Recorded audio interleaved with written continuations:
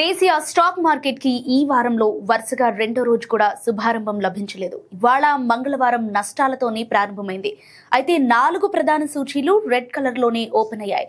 దీంతో మదుపర్లలో ఉత్సాహం తగ్గింది. దీనికి సంబంధించిన మరిన్ని వివరాలను ఈ వీడియోలో ఇప్పుడు చూద్దాం.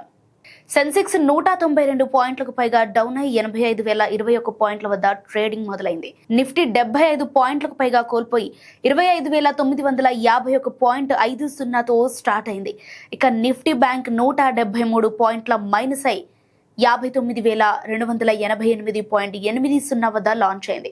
నిఫ్టీ మిడ్ క్యాప్ 57 పాయింట్లకు పైగా లాస్ అయి 60,155.20తో ఆరంభించింది. ఇక ఎటర్నల్, స్విగ్గీ, ఐటీ స్టాక్స్ నష్టాల్లో ఉన్నాయి.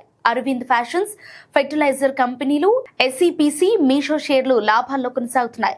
రూపాయి విలువ 6 పైసలు తగ్గింది. నిన్న సోమవారం 90.73 వద్ద క్లోజ్ అవగా ప్రస్తుతం 90.79 వద్ద ఉంది.